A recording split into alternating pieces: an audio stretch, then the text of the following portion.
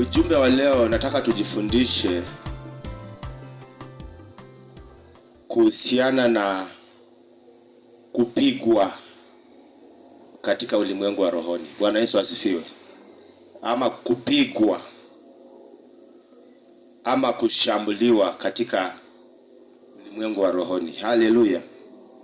Na ukweli ni kwamba maisha tunayoyaishi haya, wakati mwingine tumekuwa tunaishi maisha na mambo mengi yanafanyika katika maisha yetu, na tukakosa kujua ni kwa nini mambo haya yanafanyika katika maisha yetu. Haleluya. Kuna hali ambazo wanadamu wanapitia siku hii ya leo katika maisha yao. Kuna mambo ambayo mimi nimeanza kujua na nimeanza kufundishwa katika haya maisha ninayoishi, yale mambo ambayo mimi sikukuwa ninayajua. Haleluya. Na kwa sababu hii Mungu naye pia anataka, kuna mambo ambayo anataka tujue.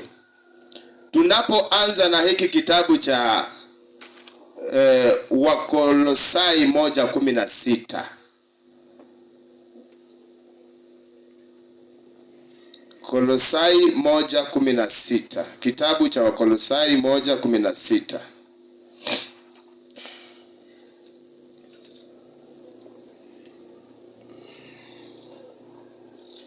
Kitabu cha Wakolosai 1:16.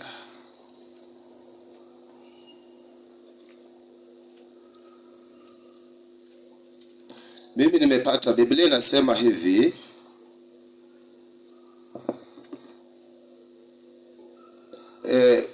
kwa kuwa katika yeye vitu vyote viliumbwa, vilivyo mbinguni na vilivyo juu ya nchi, vinavyoonekana na visivyoonekana, ikiwa ni vitu vya enzi au usultani au enzi au mamlaka, vitu vyote viliumbwa kwa njia yake na kwa ajili yake. Tunaweza tukaomba.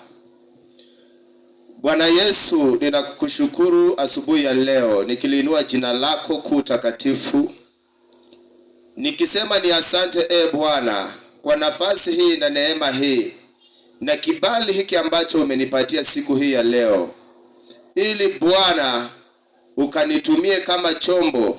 Ni kwa ajili ya neno hili ambalo umekusudia kwamba litaniponya na hata kuponya kanisa hili. Ombi langu ni kwamba Bwana nijaze Roho wako Mtakatifu, na maneno ya kinywa changu kayatakase Bwana. Mawazo yangu yakaondolewe, yako yakatawale kwa sababu ya kusanyiko hili. Na ni kwa jina la Kristo Bwana Yesu nimeomba na hata kuamini. Amen. Anasema kwamba kwa kuwa katika yeye vitu vyote viliumbwa, vilivyo mbinguni na vilivyo juu ya nchi, vinavyoonekana na visivyoonekana. Sasa pale mahali penye kuna inasema kwamba vinavyoonekana na visivyoonekana, unaweza ukaweka kama mstari kwa Biblia yako kama unaweza. Alafu inasema ikiwa ni vitu vya enzi au usultani. Haleluya.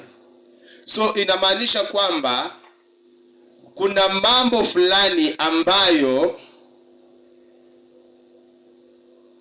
tunayapitia, lakini chanzo cha kupitia hayo mambo wakati mwingine tunakosa kufahamu. Haleluya. Kuna mambo fulani ambayo watu wa Mungu wanapitia katika maisha yao, na mambo haya wamepitia katika maisha yao na wakakosa kufahamu ni kwa sababu gani. Lakini hebu tuangalie hiki kitabu cha Wakorintho. Ukiwa na hilo andiko tu kwa akili, hicho kitabu cha Wakorintho sura ya Wakorintho wa pili 4:18. Wakorintho wa pili 4:18. Naongelea kushambuliwa ama kuwatakiwa katika ulimwengu wa rohoni. Wakorintho wa pili 4:18.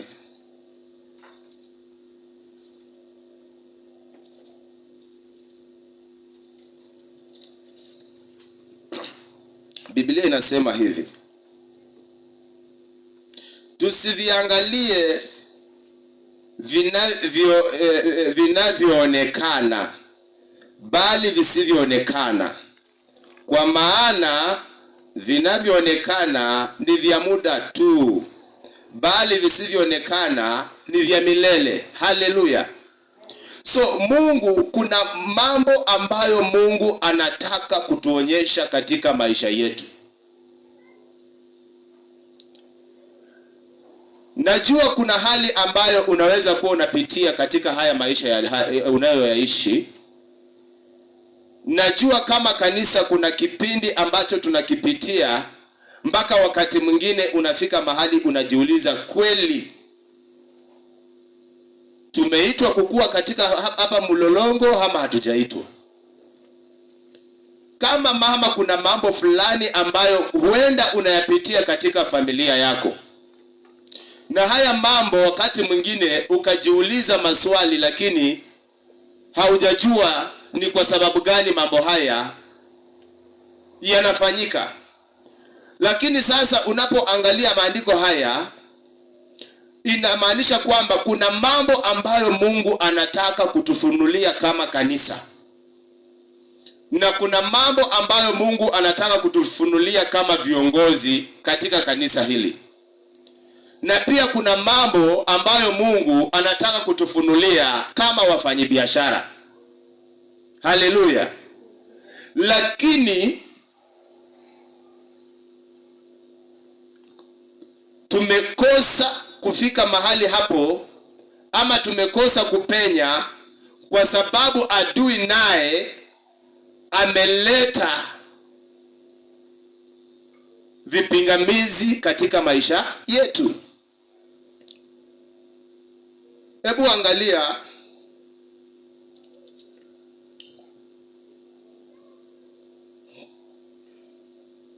angalia jinsi ambavyo adui ameweza kuinuka kinyume na taifa letu. Angalia jinsi ambavyo adui ameinuka kinyume na kanisa. Naomba ufikirie jinsi ambavyo adui ameinuka kinyume na ndoa zetu. Adui ameinuka kinyume na ako na hasira, ni kwa sababu anataka kutushambulia ili tusiweze kuendelea. Haleluya! Na kwa sababu ya hiyo, ningependa kwanza tujue kushambuliwa ina maana gani, ama inamaanisha nini. Kushambuliwa ni yale matukio ambayo ni ya nguvu sana sana. Ni matukio ya nguvu sana ambayo yanaweza kutokea, na ni matukio ambayo yako kinyume na mapenzi yako ama na makusudio yako, jinsi ambavyo ulikuwa unakusudia ama jinsi ambavyo ulikuwa umepanga kwa maisha yako. Haleluya! So tunapoangalia Biblia kwenye kitabu cha Ufunuo wa Yohana mstari wa 12, kuna hadithi ambayo kuna ufunuo ambao Yohana ameweza kuuona. Na ufunuo huu ambao Yohana aliweza kuuona katika kitabu hiki cha Ufunuo ni maono ambayo yalikuwa ni maono ya kuokoa taifa nzima. Yohana ameona maono, na haya maono ambayo anayaona ni maono ya kuokoa ulimwengu mzima. Na kwa sababu Mungu amekusudia kwamba aweze kuokoa ulimwengu mzima, hiyo mbinu ambayo Mungu anataka kuitumia ili ulimwengu kaweze kuokolewa, bado tunaona kwamba kuna vizuizi ambavyo adui analeta. Yaani kuna kumenyana tu, kuna mvutano. Haleluya. Kama uko na Biblia unaweza fungua tu hiki kitabu cha Ufunuo wa Yohana. Na inasema kwamba tutaanzia tu mstari wa kwanza na tutasoma mpaka mstari wa 5. Biblia inasema hivi: na ishara kuu ilionekana mbinguni, mwanamke aliyevikwa jua na mwezi ulikuwa chini ya miguu yake, na juu ya kichwa chake taji ya nyota 12. Naye alikuwa ana mimba, akilia hali ana utungu na kuumwa katika kuzaa. Mstari wa 3. Ikaonekana ishara nyingine mbinguni, na tazama joka kubwa jekundu alikuwa na vichwa 7 na pembe 10, na juu ya vichwa vyake vilemba 7. Mstari wa 4. Na mkia wake wakokota theluthi ya nyota za mbinguni na kuziangusha katika nchi, na yule joka akasimama mbele ya yule mwanamke aliye tayari kuzaa, ili azaapo amle mtoto wake. Haleluya. So hapa kile kitu ambacho ninachokiona katika huu mstari wa 3, adui anakushambulia kwa sababu kuna kitu kizuri ambacho anaona ndani mwako.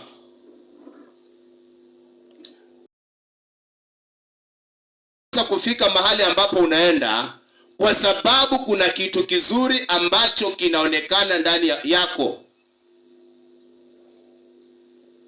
Na kanisa hili linapigwa vita kwa sababu kuna maono ambayo ni maono ya kubadilisha mji huu. Na kila wakati unapoona kwamba mara mingi unapoanza kufanya jambo, unaona kwamba mara mingi vitu inakuwa ni ngumu. Hali unaona kwamba unapoanza kupanga kitu, unajaribu kupanga haipangiki. Jua kwamba kuna kitu kiko against. Na hilo ndilo tunasema kwamba ni shambulizi. Haleluya. Ni ukweli kuna watu wengi wameshambuliwa katika maisha yao. Watu wengi wameshambuliwa hata kwenye safari ya wokovu.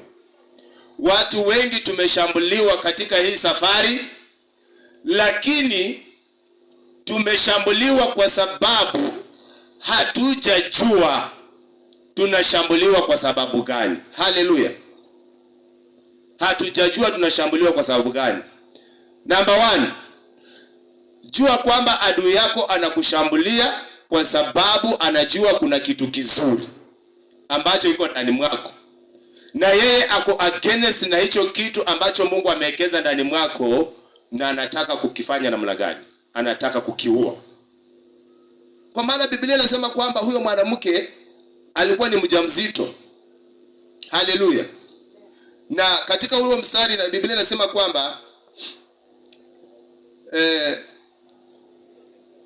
naye ikaonekana ishara nyingine mbinguni, na tazama joka mkubwa jekundu alikuwa na vichwa 7 na pembe 10, na juu ya vichwa vyake vilemba 7. Ni ufalme wa giza, vichwa 7. Ikaonekana ishara mbinguni, na tazama joka kubwa jekundu alikuwa na vichwa 7 na pembe 10, na juu ya vichwa vyake vilemba 7. So kuna dalili hizi falme, hata unapoangalia saizi uchumi wa taifa letu ambapo saizi mahali ambapo tuko sahi, wewe usifikirie kwamba haya mambo yenye yanafanyika haya ni mambo ya kikawaida. Are you getting this? Kuna kitu ambacho adui anapigana kinyume na ulimwengu, na adui anajaribu kutoa ulimwengu kwa makusudi ya Mungu. Are you getting this? Adui anajaribu kutoa watu wa Mungu kwa mapenzi ya Mungu, ili wao pia wawe chini ya hizi falme 7.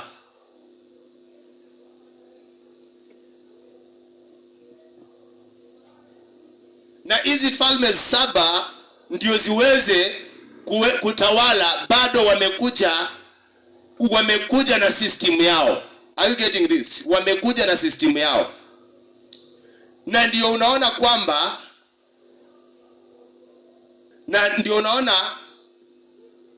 kuna opportunities nyingi zinakuja katika maisha yetu, na unafikiria hii opportunity ni mzuri. Opportunity inakuja tu, mtu anakuambia wewe kuja twende tutafute kazi, kuna kazi iko mahali. Wewe unafikiria tu ni kwa sababu ya shida zako. Wewe ukisema kweli uko na shida, hauna kazi, hauna watoto, uko na watoto wako na njaa, hata hujui atakula aje. Na unapata rafiki yako anakuambia wewe kuja twende kazi. Wewe na roho yako mzuri tu, wewe ni mtu hata maombi umefanya asubuhi vizuri, wewe unaamua unaenda kutafuta kazi. Lakini kumbuka kwamba yeye amekuletea ile fake opportunity ambayo itaonekana kana kwamba ni njema, lakini mwisho wake inakuja kukumaliza katika mambo ya kiroho. Haleluya. Na ndio unaona mara mingi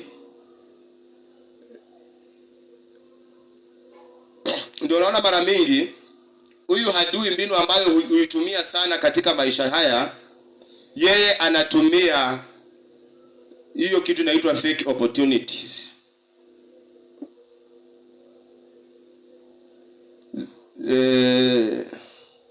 Hebu tuangalie kitabu cha Zaburi 16 mstari wa 8.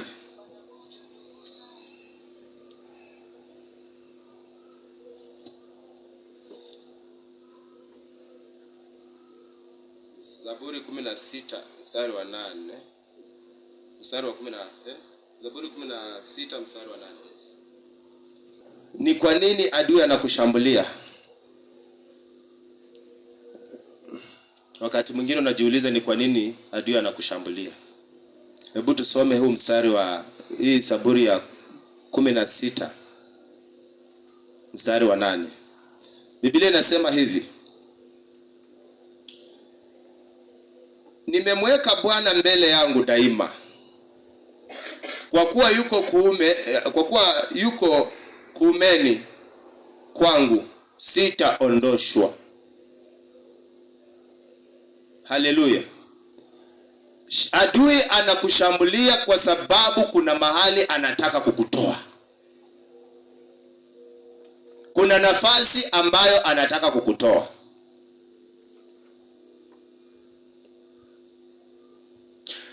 Na mara mingi nimekuja nikafanya uchunguzi, nikajua kwamba hata ndoa nyingi zenye ziko na vilio mingi, nimekuja nikafanya utafiti nikajua kwamba hata hawa watu wanajiita single fathers na single mothers, hawa watu haijakuwa ni kupenda kwao.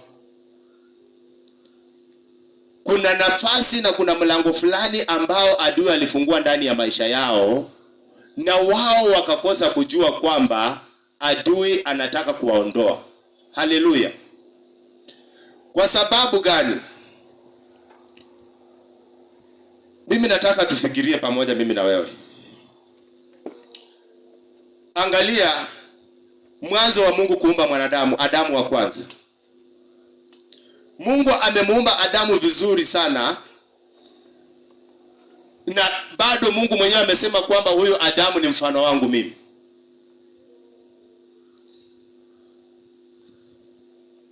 na Mungu amempatia mpaka uwezo na mamlaka ya kumiliki.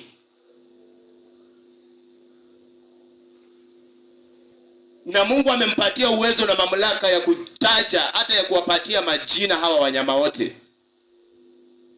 Lakini adui anakuja anamwambia, wewe ukikula hii matunda, wewe utakuwa kama Mungu. Wewe unafikiria ni mbinu gani ambayo adui anatumia? Mbinu hiyo ambayo adui anaitumia ni mbinu ya udanganyifu. Are you getting this? Adui anaweza kutumia mbinu ya udanganyifu. Adui anaweza, akitaka kukuondoa kwa imani yako dada Josie, adui anaweza nitumia mimi, na mimi niinuke dhidi yako wewe. So mimi nikikuja hapa, nikikuangalia naona ni kama uko na kimbelembele. Are you getting this? Lakini si kwamba wewe uko na kimbelembele, ni nafasi yako ambayo Mungu amekupatia katika huduma hii. Lakini kwa sababu adui ameinuka na kushambulia kanisa, hata kuja kwa kila mtu kwa ujumla, lazima ataanza na mtu mmoja mmoja. So anaponiinukia mimi nitakwambia, you know what my sister Josephine, mara wewe sijui ndio nini. Are you getting this? Na wewe kwa sababu wewe haujajua kwamba ni adui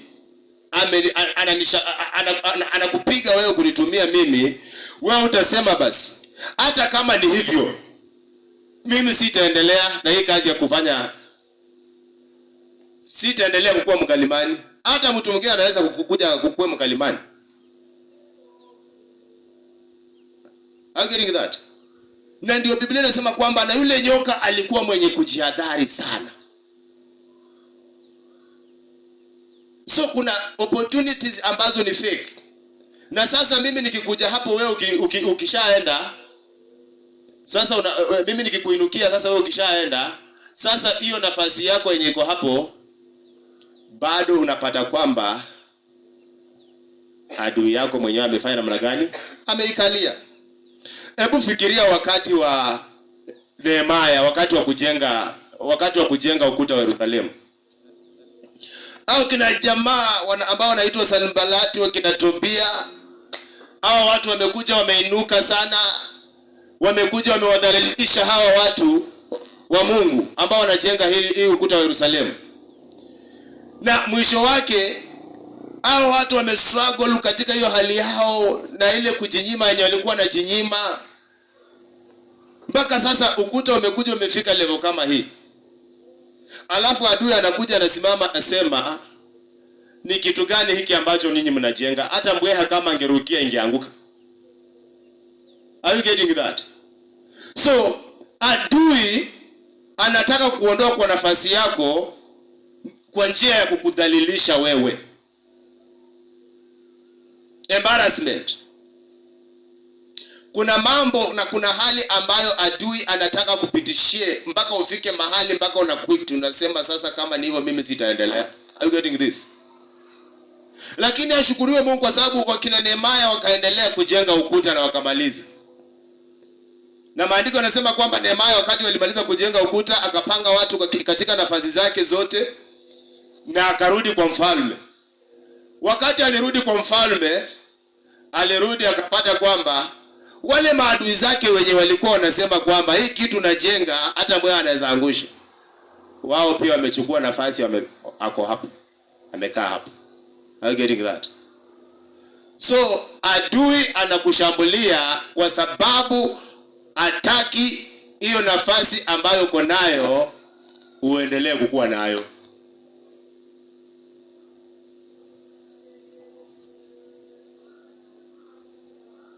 Hiyo ndio kazi ya adui yako. Ndio jirani yako mwambie tafadhali usikuwe adui yangu. Ambie jirani usikuwe adui yangu. Mwambie mahali na kali yanga wewe hautoshei. Mwambie hautoshei. Haleluya. Sasa Biblia inasema kwamba katika mstari wa 8, Zaburi 16 mstari wa 8, anasema kwamba nimemweka Bwana mbele yangu daima, kwa kuwa yuko kuumeni kwangu, sitaondoshwa. Haleluya. So nimekuja ndio sasa nakuja kujua kwamba kumbe nafasi zetu ambazo sisi tunaondolewa na adui, huwa tunaondolewa kwa nafasi zetu kwa sababu hatujatengeneza uhusiano wetu na Mungu vizuri.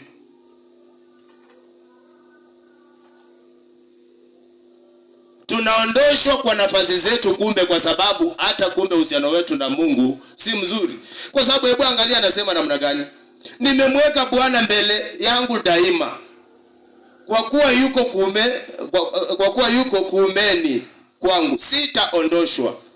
Daudi ana ujasiri wa kusema kwamba sitaondoka kwa nafasi yangu kwa sababu nimemweka Bwana kwa mkono wangu wa kuume. Haleluya. Mimi sitaondolewa kwa nafasi yangu katika jina la Yesu. Hiyo nafasi mimi sitaondolewa katika jina la Yesu Kristo. Unajua wakati mwingine tunaweza kuwa tunakuja hapa tu, hata nikisimama hivi mnaona ni kama sasa sijui ni mimi na kwenda mbinguni. No. Kuna vita ambavyo adui anapiga. Hebu fikiria huyu jamaa ambaye alikuwa anaitwa Yohana, ndiye alimbatiza Yesu. Na Yohana mwenyewe ndiye amejulisha hawa watu kwamba Yesu Kristo mwana wa Mungu anakuja. Anawaambia kwamba kwanza anaanza na kiwaambia kwamba tubuni, ufalme wa Mungu unakaribia. John the Baptist hata yeye ndiye ame-identify Yesu Kristo mbele ya hawa watu. Lakini sasa inafika wakati mwingine sasa unapata sasa unasikia kwamba anawauliza tena wanafunzi wake kwamba huyo ni Yesu ama si Yesu? Ni kitu gani ambacho kimesababisha Yohana ametoka katika nafasi yake?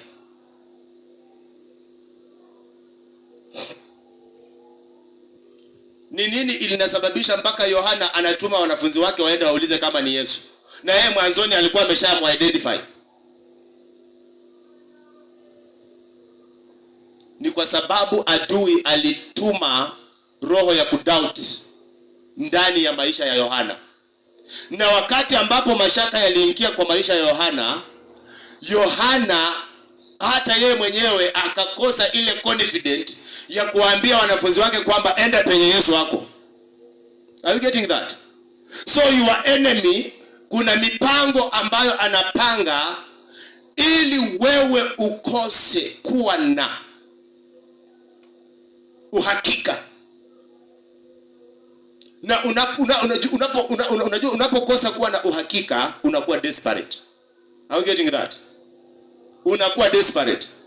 Na watu wengi tumekuwa desperate kwa sababu wakati ambapo adui alianza kutushambulia hatukujua kwamba anatushambulia.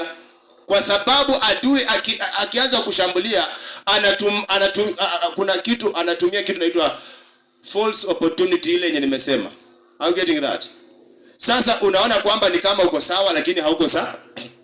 Hauko sawa. Mimi naenda tu kwetu, mimi napanga vitu. Kuna siku. So adui anaweza chochea kitu fulani tu kwa ghafla tu. Ikuje tu na ikuingie tu haraka tu katika mawazo yako. Are you getting this? Na anakunyima pia nafasi ya kufikiria. Na anakupatia msukumo wa kufanya uamuzi wa haraka haraka. Are you getting that? Sasa kama sio hivyo mimi waache nifanye aje? Na ukienda pia bado kuna kile kizuizi ambacho ataleta hapa katikati. Atahakikisha kwamba hata ukijaribu kurudi hauwezi kurudi. And in fact mahali unaenda kwanza anaanza kuonyesha kama ni mwanaume anaanza kuonyesha tule tusichana tuzuri tudogo. Are you getting that? Sasa wewe ukikutana na kale kasichana kadogo vizuri kanacheka kanafanya ABCD, wewe unafikiria kwamba hata ni kama hata alifanya vizuri kuenda. Are you getting this? So wewe utaingia kwa maagano mengine tena ambayo ni maagano ambayo yatakuweka kwa kifungo mpaka hata ile siku utajaribu kana kwamba utoke, hautaweza kutoka tena. Na ndio unaona katika Biblia tukisoma hii story ya Ruth na Naomi. Kuna hii story ya Ruth na Naomi. Nafikiri ni Ruth, ukisoma kuanzia 1 mpaka 7 na ukisoma pia kuanzia tunaweza soma. Yaani njaa. Hii njaa iliingia katika hiyo nchi. Na tunaposema njaa inafananishwa na hizi challenges ambazo sisi zinatupata sisi kama Wakristo. Kwenye madhabahu kama haya, vitina yenye inasonga hapa, inatusongesha hapa. Hiyo ndio matatizo ambayo Ruth alikutana nayo. Na Naomi alikutana nayo. Hebu tusome ni kitabu cha Ruth. Utakumbe nimekuwa hapa. Ruth. Kitabu cha Ruth inasema hivi: ikawa zamani za waamuzi walipoamua, kulikuwa na njaa katika nchi. Yaani hiyo wakati unajua kulikuwa na waamuzi walikuwa wanaamua. So it means that walikuwa wanategemea kwamba tu hiyo wakati walikuwa wanategemea kwamba kama watu fulani, maybe kama mtu ungekuwa na shida, kama mtu fulani angekuja kuamua, mimi pengine singepata haki yangu. Na sasa ikawa ni kwamba sasa hawa watu, hiyo ndio wakati tulikuwa kwa shule walikuwa wanatuambia wakati ambapo Mungu amenyamaza. So it means that hiyo wakati hakukuwa na mambo ambayo yanaenda. So ikawa kwamba njaa imekuja. Hiyo wakati ikakuja ikafanana venye Kenya imefanana saa hii. Sasa mafuta hakuna. Hali ikakuja ikafanana ikakuwa mbaya sana. Kila kitu imepanda, hakuna. Huyu mama akasema hapana. Mimi nitaondoka, mimi na mume wangu na watoto wangu. Na mimi nitafunga safari niende wapi? Niende mpaka kwa Moabi. Na wakati alipofunga safari, yeye na mume wake na watoto wakaenda kwa hiyo nchi ya Moabi. Walifika huko hata hawakukaa. Mume wake akakufa. Na Biblia inasema kwamba walioa, wale vijana wake wenye alikuwa nao pia walioa. Wakaoa huko. Sasa vijana walipooa tu hivi, hata hawajazaa watoto, bado wamekufa.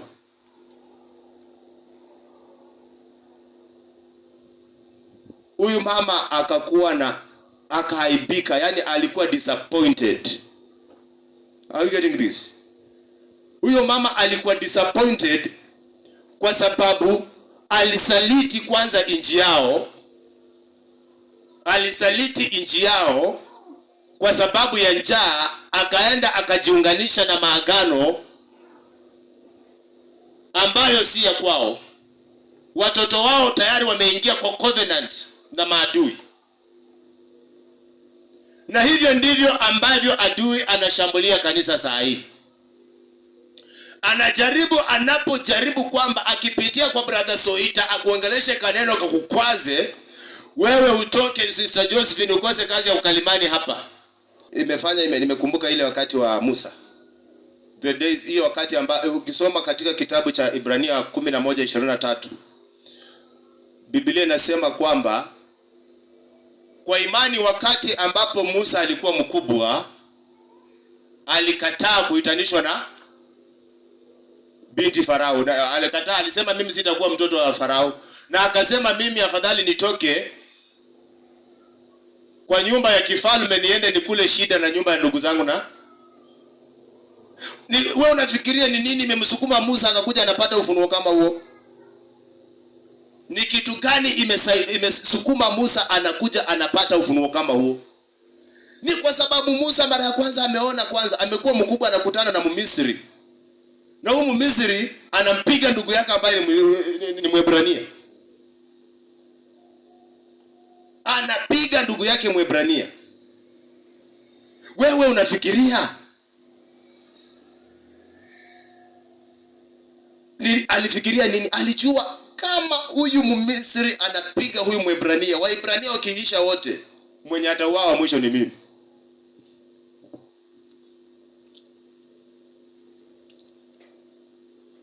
Adui anataka kuleta discouragement kwa kanisa, na yeye hana haja na kuleta discouragement kwa kanisa lenye aliendi mahali. Na ndio naona watu wengine sasa tumekuwa kama huyu mama ameenda na watoto wake huko, ametafuta vyenye anatafuta lakini hajapata. Sasa mwisho amerudi. Hebu tusome mstari wa 19. Mstari wa 19 anasema namna gani? Hivyo hao wakaendelea wote wawili hata walipofika Bethlehemu, na ikawa walipofika Bethlehemu, mji wote ulitaharuki kwa habari zao. Nao wanawake wakasema, je, huyu ni Naomi? Mstari wa 20.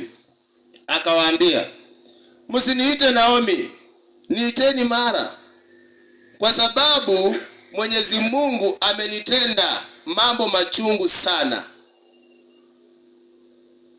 Are you getting this? Hii nafasi ambayo umepewa mpendwa ya kutumika ni neema ambayo Mungu amekupatia,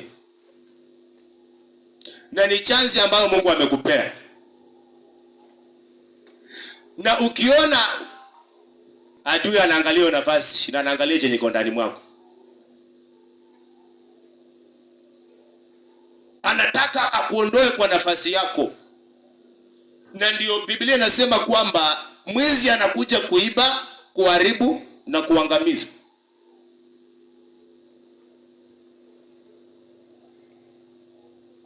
Anakuletea uchovu. Anakuletea uchovu. Hebu fikiria katika kile kitabu cha Mwanzo sura ya 6. Na Biblia inasema kwamba wakati ambapo hawa watu walipoanza kuzaana,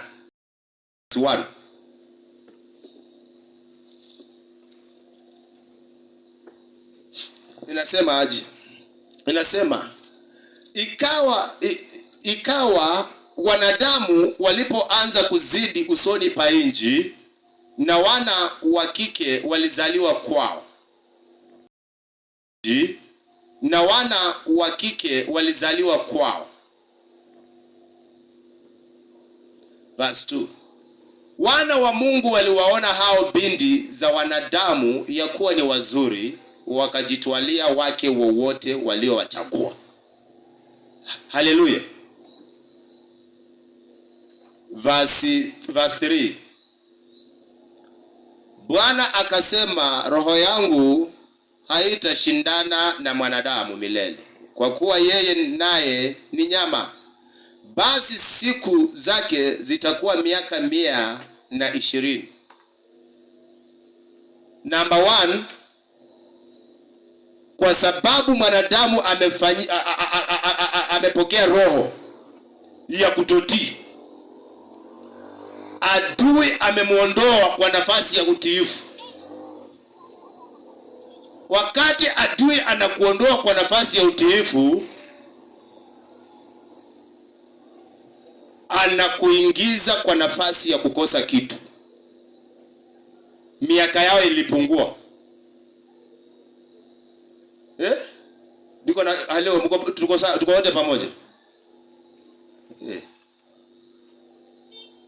Inasema hivi.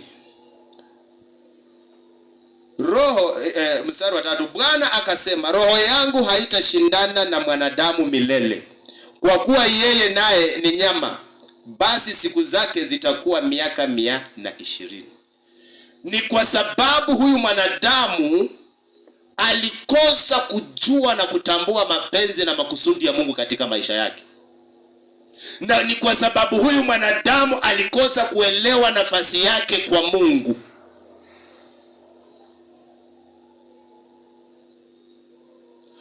Kuna mambo yanakuja ndani ya maisha yetu na kuna opportunities ambazo adui anaziweka kwa maisha yetu, ili mawazo yetu na mioyo yetu iwe kwamba imeunganika na hayo mambo. Juu unapoanza, hiyo mstari wa kwanza inasema walipoanza kuongezeka. So it means that wakati mwingine pesa zinaweza anza kuongezeka na uone kwamba kiburi inaingia. Ama ina maana nyingine kwamba wakati mwingine haukukuanga wakati mwingine ulikuanga na pesa, sasa pesa zimeanza kupunguka. Sasa adui atumie hiyo kukosa kwako ndio akuondoe kwa nafasi yako.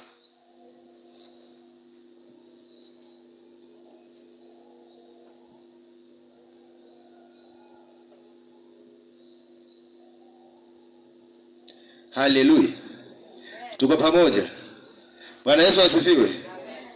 Hebu tusome tafadhali, mimi mnisaidie tu, mimi shuleni sijai kuwa hata time keeper. Sasa hebu tuangalie hiki kitabu cha Mambo ya Walawi 25. Najua hii kitabu cha Mambo ya Walawi ni kizuri tukianza moja, lakini kwa sababu ya masaa tutasoma tu kuanzia mstari wa 15. Nasema aje?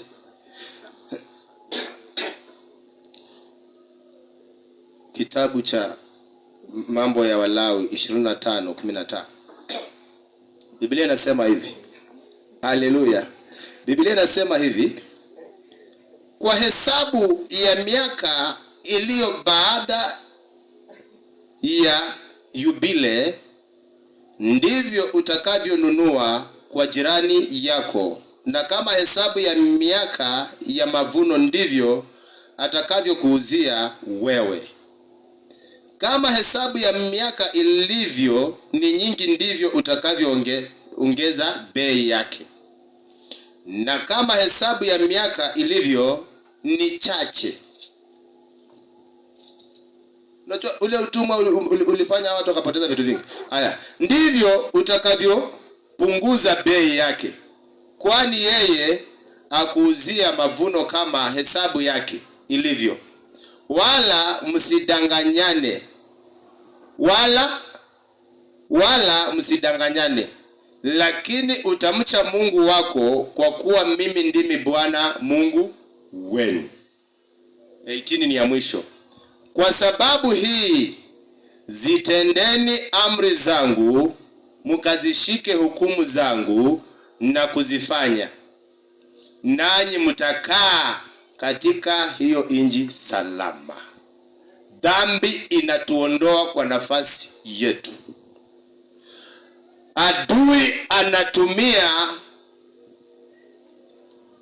Adui anakushawishi ili uingie kwa dhambi. Na unaposhawishika na kuingia kwa dhambi, na kuanza kunungunika na kulalamika, tayari kuna mambo ambayo ameanza kupanda ndani ya roho yako. Na anapoanza kupanda mambo yasiyofaa ndani ya roho yako, anaweka uzito fulani ndani ya moyo wako. Na anapoweka uzito ndani ya moyo wako, sasa yale mambo ambayo umekuwa ukiyafanya kwa ukawaida ya kuleta ufalme wa Mungu, kule kujitolea ambako umekuwa unajitolea, kama ni yale maombi ambayo ulikuwa unaomba masaa 2 matatu, sasa kwa sababu ya dhambi imeingia, inaanza kupunguza hiyo moto. Na inapoanza kushambulia na kupunguza hiyo moto, wewe sasa utaonanga tu hiyo mimi saizi niko na mambo mengi, siwezi enda hiyo ibada ya Jumamosi, siwezi enda. Alafu kwanza analeta opportunity mzuri, anasema kwanza sasa kama ni kwa hiyo biashara yako, ni anasema kwanza sasa hiyo siku ndio sasa customer wanajaa. Unapata kwamba wakati ulikuwa unaishi kwa nyumba ya shilingi 6,000 haukuwa unang'ang'ana kulipa. Lakini adui anakuja anakugandamiza mpaka nyumba ya shilingi 2,000 na kulemea kulipa.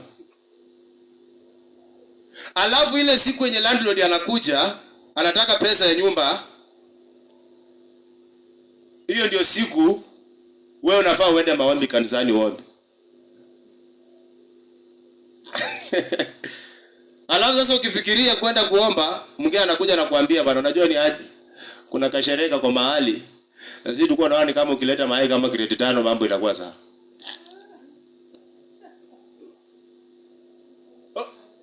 Fake opportunities.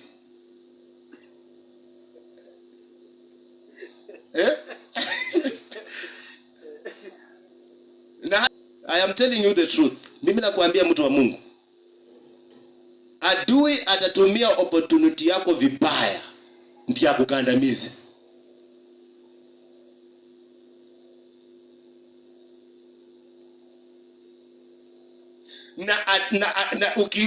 Na utajuaje? Hebu utajuaje kwamba kuna mambo ambayo yeye anayatumia sana. Kuna dalili za hii mambo. Dalili ya mambo haya iko Mwanzo 3:10. Alafu unajua anafanyanga mpaka sometimes unakuwa mpumbavu na unapuuzilia vitu zingine. Unaanza kuwa na ignorance. Kuna roho ya ignorance inaingia ndani mwako. Unaanza kukua kandume fulani.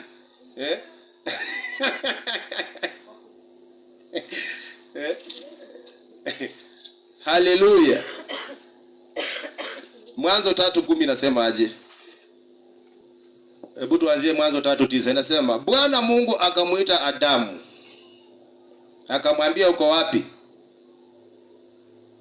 Akasema nilisikia sauti yako bustani nikaogopa, kwa kuwa mimi ni uchi, nikajificha.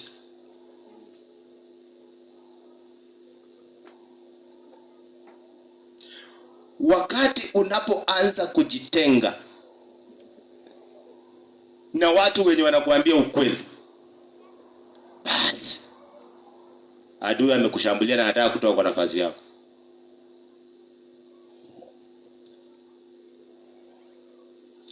Ukiona tu wewe kama wewe ni kijana, ukiona tu kuna mtu mwenye anataka kuambia ukweli, ndio ukimwona hivyo unapita nje nyingine. I'm telling you the truth. Jua wewe sasa umeanza kushambuliwa wewe. Kuna mahali adui anakutoa, hataki ukae hapo. Usasili ya Bwana Yesu asifiwe. Uko poa?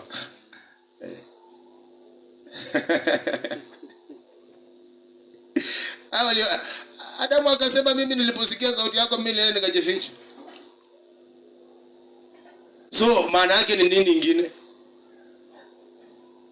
Adamu hakutaka Mungu amuulize ni kwa nini ulifanya hivyo. Adamu hakutaka Mungu amuulize ni kwa nini ulifanya hivyo.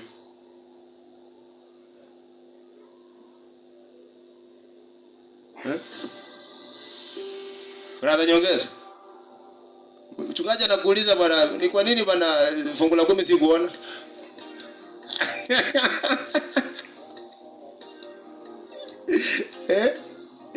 Unajua unapigwa wako mpaka unanyang'anywa na mbegu. Hallelujah. Wacha tuunganike pamoja. Wapendwa, wacha tuunganike pamoja. Wacha tuunganike pamoja. Ili kanisa wacha tuunganike pamoja. Wacha tutembee pamoja. Na tukitembea pamoja tutashinda hii roho. Tutashinda hii roho. Hii roho imesababisha watu wengi hawakai maisha yao. Wanakaa maisha ya watu wengine.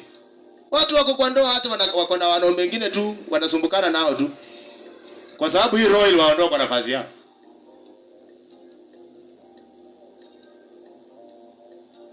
Yaani Mungu anakunyang'anya bibi yako mzuri. Mungu amekupatia bibi yako mzuri mrembo tu. Shetani anafanya na achana naye. Mungu amekupatia mume mzuri tu, adui anakunyang'anya. Akupatia kitu kingine bure.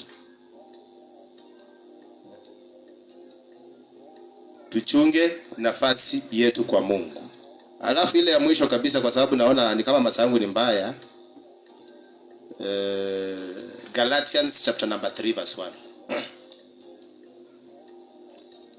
Nilisema mimi sikuangi time, sijai kuwa time keeper shuleni kwetu. Sasa tafadhali mtanisamea tu. Galatians 3. Galatia nani aliwaroga nyinyi?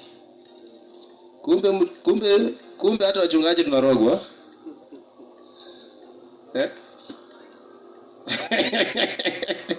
Haleluya, hatutarogwa tena katika jina la Yesu. Inaanza kusema hivi: enyi wa Galatia msio na akili. Ni nani aliyewaroga? Ninyi ambao Yesu Kristo aliwekwa wazi mbele ya macho yenu ya kuwa amesulubiwa. Nataka kujifunza neno hili moja kwenu. Je, mlipokea roho wa matendo ya sheria au kwa kusikia kunakotokana na imani? Ni roho yupi ambaye anaongoza kanisa la Mungu?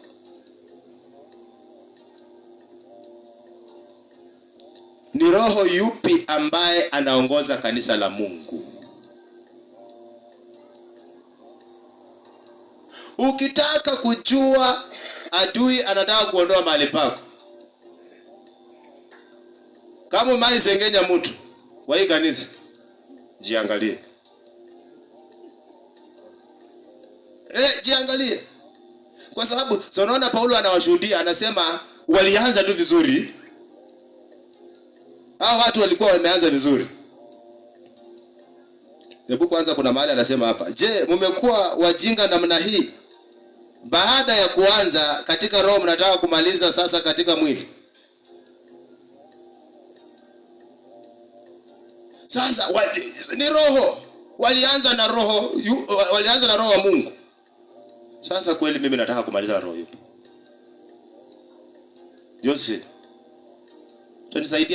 utanisaidia nimalize na roho wa Mungu, ama wewe ndio utanicharaza nikimbie mbio?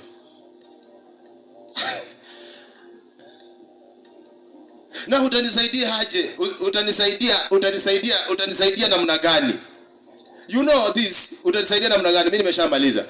Utanisaidia namna gani? Kumbuka kwamba Mungu anamuuliza Kaini, wapi ndugu yako? Where is your brother? Ndugu yako wako wapi? Unajua Kaini alisema I am not my brother's keeper.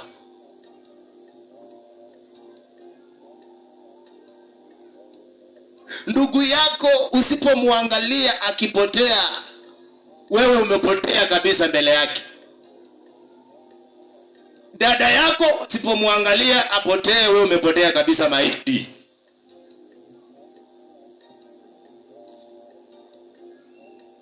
Mungu awabariki na watende mema. Amen. Pick up. Am I my brother's keeper? That was the answer. Now I want to ask you a question. Where is your sister? And where is your brother? You have the same answer. Am I my sister's keeper? Si kanisa iko huko, si aende. Kwani mimi ndio ninamupeleka? Bwana asifiwe sana. And you know, I told you in those days ya kwamba in the spiritual realm we grow differently. Are you getting this? We grow differently. And the people don't grow the way you grow. And some people are very big people like Pastor Benjamin Simiyu. Lakini usipowapitia, they don't go to church. They have that weakness. Do you know that? Very big in stature, like me, but very weak in spiritual matters. So we just take them like little babies mpaka wakati watakuja kukoma. Bwana asifiwe sana. Where is your brother? And he knew what he has done. Sijua ile kitu alifanya huko. Sasa hiyo ni kuhepa. Anasema sasa mimi si mlinzi. Kwani uliniweka hapo nilikuwa wa kulinda yeye? Mimi sijui.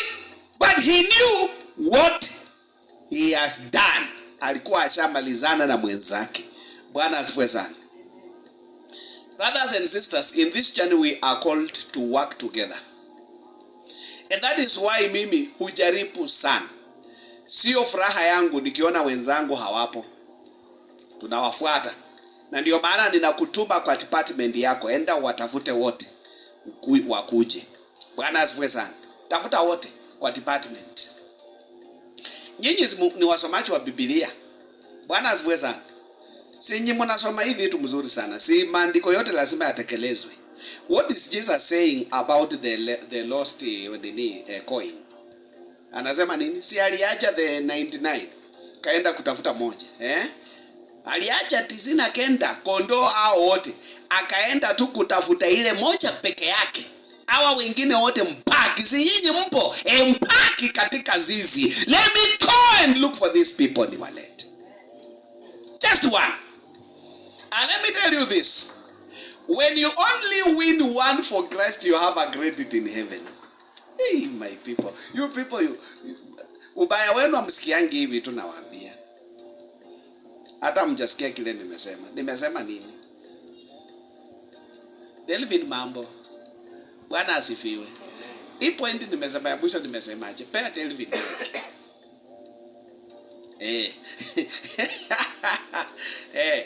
Delvin is a good friend of mine. Niambie, hii point ya mwisho nimesema ni gani hii jameni? Niambie. Pastor amesema unaposhinda mmoja, ukishinda mmoja tu umnyakue kutoka huko. Hiyo imeandikwa katika kitabu gani? Ya Yuda. Anasema wengine tunawanyakua katika moto kwa nguvu. So hiyo si ya kwenda kupembeleza, tafadhali kujako, hapana, ni kukamata kutoa kwa moto. Bwana asifiwe sana. Kukamata kabisa na nguvu na kutoa. Malizia. utakuwa umeshinda ufalme wa Mungu. Yaani wakati unanyakua mmoja kumtoa katika giza kumleta katika ufalme, unapata credit mbinguni. Sababu that is the greatest commission we were given. The greatest commission is not just preaching and living things like there. We go and fish them and bring them to Christ. That is the greatest commission. And we nurture them. We follow up to make sure they are standing. Bwana asifiwe sana. Na ametufundisha vitu vingi na amesema we need to take care. Sometimes the devil ako na mitego, traps. Na analeta biashara inakaa mzuri sana kama ile amekwambia. Sasa unafaa kwenda church lakini umepewa order ya kupeleka mayai crate 3.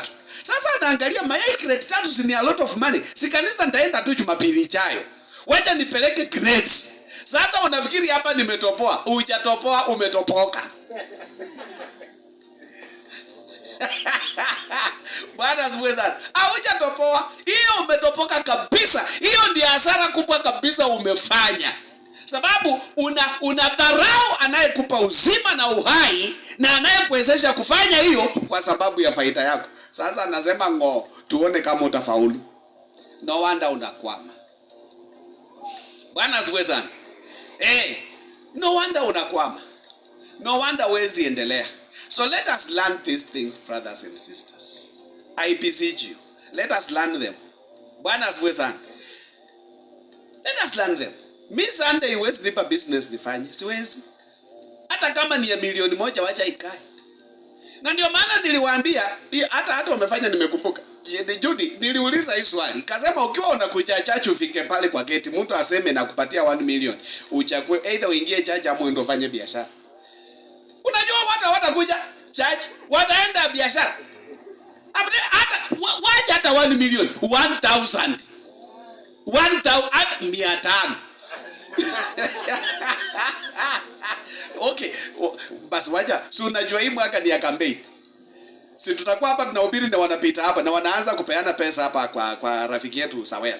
Si unajua watu watakuwa wanakaa hapa, pastor, si tuache kwanza twende tuchukue hiyo. In fact mmoja anajifanya anaenda kusaidika. Aende kwa line. I'm telling you fact mtaona. Na ni 100. 50 bob. 20. Niliona mama moja pale hapo tunachukulia magari walipomoa nyumba inaitwaje? Touch Mall. So pale Touch Mall mama moja ametoka amepata mshahara yake ameweka kwa kibeti. Bwana asifiwe sana. Oh, sorry, kitambaa yako Judy. Ngoja kwanza.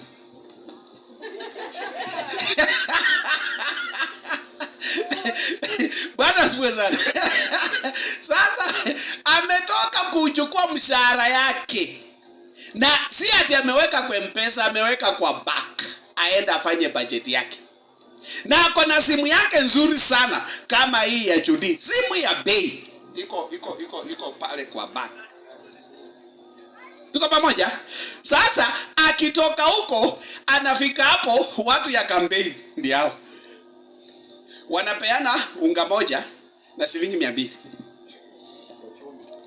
So akakimbia pia ameingia kwa laini ya kupata unga moja na shilingi ngapi?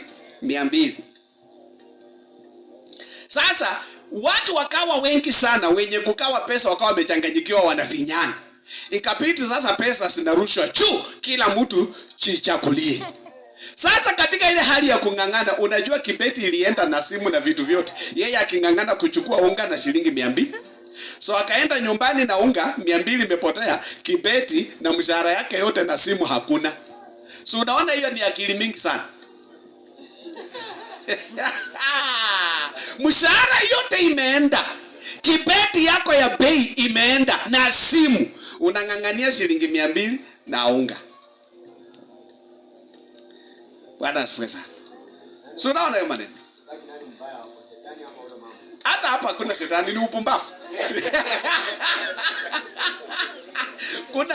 Kuna mahali hakuna shetani, ni ujinga tu. Bwana asifiwe sana. Ni ujinga. Ni kuna vitu natumia tu akili. Bwana asifiwe sana. Kuna vitu natumia tu akili. Na hivyo ndivyo sisi tumekwama na tumefail. Yaani tunakimbilia vitu ile ya rahisi, tunaacha ile vitu ya dhamana. Sasa tungeelewa vitu ya dhamana na tuipe kipawa mbele, then hii vitu vingine Mungu amengefanya. Sasa vitu ya dhamana hapa ni gani? Ni kazi ya Mungu. Na ndio sababu amesema vizuri kabisa Matthew 6:33, seek first the kingdom of God and all its righteousness, and all these other things shall be added unto you. But now what we are doing, we are seeking these other things so that the kingdom of God can be added unto us. We have failed. Mwambie jirani tumefail. Alafu tusimame. Seek first the kingdom of God and all its righteousness, and all these other things shall be added unto you, until we will come to the realization and understanding this great scripture. Tutaenda mbali sana.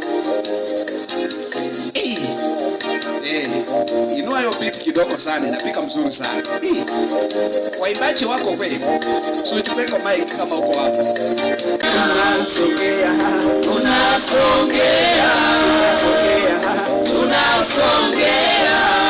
chini ya miguu yako Baba, tunasongea mbele zako, tunasongea chini ya miguu yako Baba, tunasongea mbele zako, tunasongea chini ya miguu yako Baba, tunasongea chini